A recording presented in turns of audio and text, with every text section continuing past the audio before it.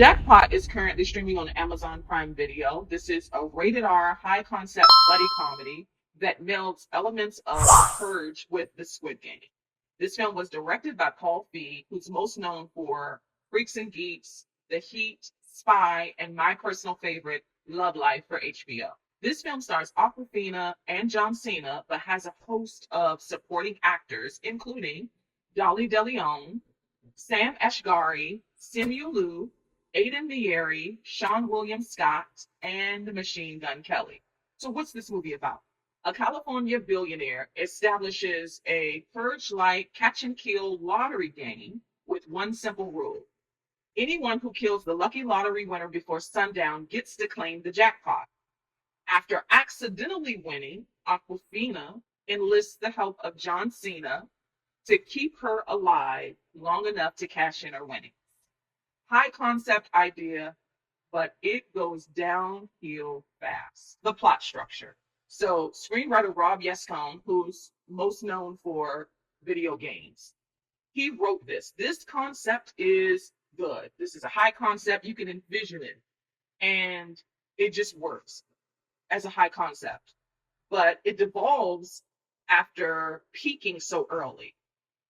It peaks so soon that it felt like there was nowhere else to go on the journey because the characters are underdeveloped. They are so one dimensional that the obstacles in front of them and this the way these characters don't have chemistry, they don't have obstacles that we care about because I think it's miscast again. Again, I say it's miscast. These are the wrong two for this movie. I think it would have worked with two other people, but the overall concept flows like a video game, which was probably an asset bringing on Rob Yescombe because, video games are fun and interactive. And I feel like this should have been more interactive. It's not because I didn't feel like rooting for these two main characters, these dual protagonists.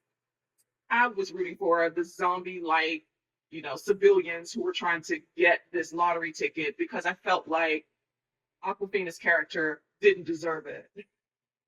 And that's because she's not a character I cared about because she's so underdeveloped and her obstacles are so underwhelming. She is new to Hollywood and is an aspiring actress. She's supposed to use what she's trained, what she knows as a actress who's trained.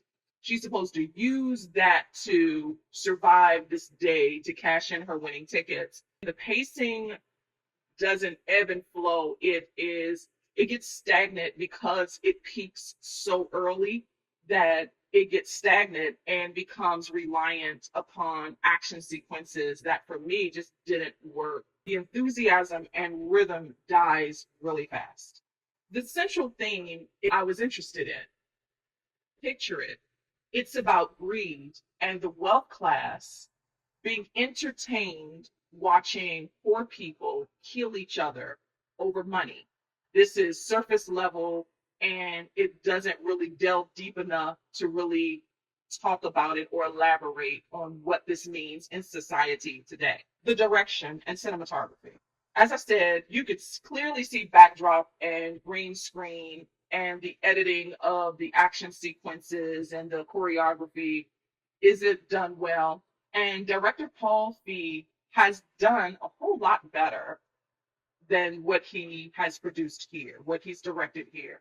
So I don't think this taints him in any way. It just seemed like he was having fun. Maybe he wanted to work with them, but this isn't going to go down as one of his, all-time greats for sure. Like he might have just phoned this one in. Come on. The director of Nurse Jackie, Weeds, Mad Men, 30 Rock, Bridesmaids, Arrested Development, The Office, and so on and so on and so on. Like, he's going to be fine, but this is not his finest work for sure. This film draws from elements of The Purge and Squid Game, but it doesn't capitalize on what works for either of those films. It just doesn't. It could have, in more capable hands, that could have worked. It doesn't here. Overall, Jackpot is easily accessible. It's right there on Amazon Prime Video. You don't have to schlub to the theater to see this one. It's right there. Are you going to have a good time? Probably not. It's not very funny.